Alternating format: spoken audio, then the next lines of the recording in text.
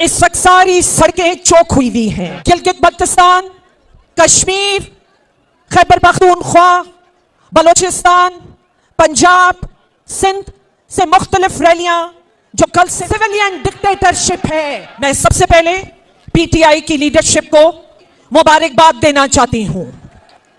इस्लामाबाद की इस वक्त सारी सड़कें चौक हुई हैं और गिलगित बल्तिस्तान, कश्मीर, खैबर पख्तूनख्वा, बलोचिस्तान, पंजाब, सिंध से मुख्तलिफ रैलियां जो कल से हम देख रहे हैं, जो अभी भी कुछ तो रस्तों में हैं, लेकिन उन सब अवाम को मैं मुबारकबाद देती हूं।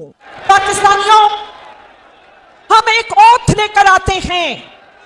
हम ऐवान में अल्लाह का नाम लेकर हम एक ओथ उठा के आते हैं और अगर हम उस ओथ की पासदारी ना करें और अचानक से ज़मीर भाई जाग उठें, तो मुझे बताइए कि पाकिस्तान का मुस्तकबिल और जमहूरियत का मुस्तकबिल क्या होगा। सिविलियन डिक्टेटरशिप है और आसान नहीं है उनके खिलाफ आवाज बुलंद करना, लेकिन अगर मेरी एक तनहा आवाज भी हुई तो मैं आवाज बुलंद करूंगी। बहुत हैरान होती हूं जब मैं देखती हूं कि ये जो सिंध लीडरशिप है वो पंजाब जाके कहती है आइए हम आपको इंसाफ दिलाते हैं। वो खैबर पख्तूनख्वा जाके कहते हैं आइए इंसाफ दिलाते हैं। वो कल पारा चनार वालों को भी इंसाफ दिला रहे थे। मैं उनसे कहती हूं कि 14 साल में आप सिंध को इंसाफ नहीं दिला सके, अरे शहीद बीबी को इंसाफ नहीं दिला सके, तो आप बाकी सूबों को क्या इंसाफ दिलाएंगे। मैं इस असूल पे भी खड़ी हुई कि पार्लियामेंट को मजबूत करना है। मैं इस असूल पे भी कि ये लोटाक्रेसी बंद होनी चाहिए। मैंने बीबी की हुकूमत भी जाते देखी इसी लोटाक्रेसी की वजह से। मैंने मियां साहब की भी हुकूमत जाते देखी। मैं जिस तसलसल इस वक्त चल रहा था, हमने एक पीपल्स पार्टी ने 2008 से 2013 तक अपना टेन्योर मुकम्मल किया। अच्छा या बुरा वो अवाम ने फैसला करना था। 2013 से 2018 तक दूसरी हुकूमत ने अपना टेन्योर मुकम्मल किया। अच्छा या बुरा अवाम ने फैसला दिया। तीसरा टेन्योर 3.5 साल बाद गुजरने के बाद मैं इदारों से भी कहती हूं, इलेक्शन कमीशन हो या जुडिशरी हो, अगर हमें इस डिफेक्शन को नहीं रोका जो कि आज जिम्मेदारी डिस्टेबलाइजेशन की तरफ जाते हैं, अगर हम एनार्की की तरफ जाते हैं, तो हमारे जो दुश्मन बाहर बैठे हैं इसका फायदा सिर्फ उन्हें हो सकता है। अरे हम पाकिस्तान के लिए खड़े हैं, गुलामियों की जंजीरों में जकड़ रखा है। मैं दावत देती हूं आप सबको और मीडिया को, खुदारा सिंध को नजरअंदाज न किया जाए। आइए आके देखिए कि सिंध के क्या हालात हैं।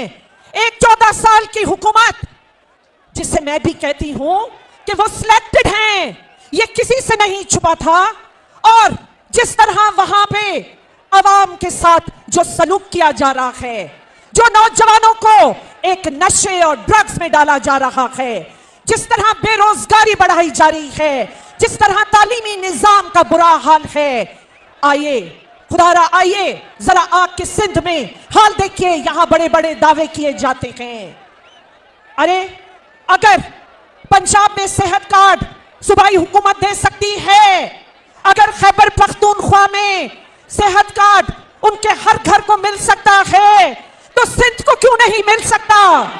मैं आपके प्लेटफॉर्म से फिर से सिंध हुकूमत से कहती हूं कि हमारे पास घर घर बीमारी है। सिंध हुकूमत को चाहिए कि सेहत कार्ड दें, जो उनका बुनियादी हक है। आप 14 सालों में साफ पानी नहीं दे सके।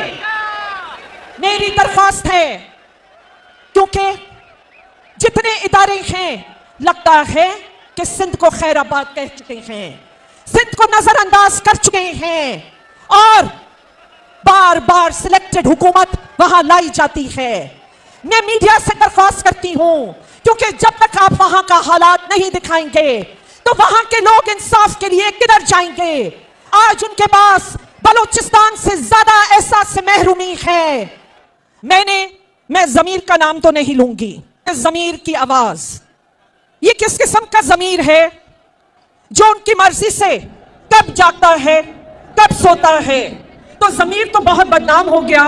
तो मैं तो ये कहूंगी कि मैं अपने असूल पे और असूलों के साथ, पाकिस्तानियों, असूल पे खड़ा होना बहुत मुश्किल रास्ता है, आसान नहीं है। लेकिन जब हम दूसरी पार्टी में थे, पीपल्स पार्टी में थे, असूलों के खातिर खड़े रहे, उनके पूरे मुश्किल वक्त में खड़े रहे, और जब हमने उन्हें प्रेसिडेंसी और एक मजबूत पार्टी बन गए, और जब देखा सिंध की आवाम के साथ इंसाफ नहीं हो रहा था, हमने उस असूल पे छोड़ा था।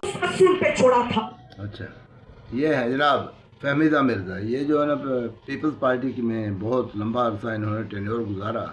जुल्फ़कार मिर्ज़ा की ये बेगम साहबा हैं। जुल्फ़कार मिर्ज़ा ज़ुल्फ़ारी साहब के बहुत करीबी दोस्त थे और वो लंगोटिए ही समझे उनके। लेकिन ये फिर पीटीआई में आई, पीटीआई में भी इन्होंने रोल प्ले करने की कोशिश की, खुद को सरवाइव कराने की कोशिश की इन्होंने, क्योंकि सिंध में जब पीपल्स पार्टी के साथ इनके ताल्लुकात ख़राब हुए, ख़ास तौर पर जुल्फ़कार मिर्ज़ा के, तो फिर इनके लिए ज़मीन तंग कर दी गई और इन्होंने अपनी पराह ढूंढी फिर पीटीआई में। पीटीआई को भी अंडर क्राइसिस है। अब ये वो जमहूरियत की बात करती हैं, इसमें कोई शक नहीं है कि कौमी असम्बली की ये स्पीकर भी रही हैं। हमेशा इन्होंने उसूलों की बात की है, चाहे ये पीपल्स पार्टी में थी या ये पीटीआई में थी। अभी जो गिलगित बल्तिस्तान की सूरत हाल है, वहाँ पे जो क्रैक डाउन किया गया है और जिस तरह से वहाँ पे पीटीआई को मंजर से हटाने की कोशिश की जा रही है आर्टिफिशली, वो बहुत तशवीशनाक है सूरत हाल, क्योंकि ये वो इलाके हैं जो लिंक करते हैं चाइना के साथ, और वो जो हमारा CPEC का मनसूबा है वो कश्मीर और गिलगित बल्तिस्तान ही में से गुजर के आना है उन्होंने। लेकिन वहाँ पे ये हालात का ख़राब और कशीदा कर देना, लोगों को हकूक़ ना देना, ये काफ़ी तशवीशनाक बात है। यही बात फहमीदा मिर्ज़ा कर रही थी कि असूलों की कहानी तो रह गई दूर, लोटा क्रेसी की उन्होंने बात की, फिर ये कि लोगों के हकूक़ की बात की, सेहत कार्ड के हवाले से बात की। ये तो बहुत ही माइनर और कम चीज़ें नज़र आती हैं। उनके मुकाबले में जो ग्रैंड इशू हैं वो तो ये है कि ओवरऑल जो इंटरनेशनल सूरत हाल बन गई है ईरान और इसराइल और अमेरिका की जंग के हवाले से, तो ख़ित्ते में इतनी बड़ी तब्दीलियाँ आ रही हैं, और लेकिन हम हैं कि फिर भी हमारी डगर वही है, चाल वही है, हम अपनी चाल से बाज नहीं आ रहे हैं। हमने वो तरक्की की मंजिलें जिस तरफ खुलनी हैं उस तरफ देखते नहीं हैं, उस तरफ हम पुष्ट करके खड़े हैं और अपने अंदरूनी मामलात को इस कदर उलझाए जा रहे हैं। जो कौमी क़यादत है उसको जो मंजूर नज़र है अवाम व नास की और अवाम में पॉपुलर है क़यादत, उसको तो जेल में डाला हुआ है। इस तरह जेल में डाला हुआ है कि उसकी शक्ल तक जो अवाम को नहीं दिखाई जा रही। उसकी पार्टी पे इतना बड़ा क्रैक डाउन किया कि पार्टी तितर बितर हो गई, बल्कि उनको बैन ही कर दिया, उनको बल्ले का निशान नहीं दिया गया, बल्कि पीटीआई को गिलगित बल्तिस्तान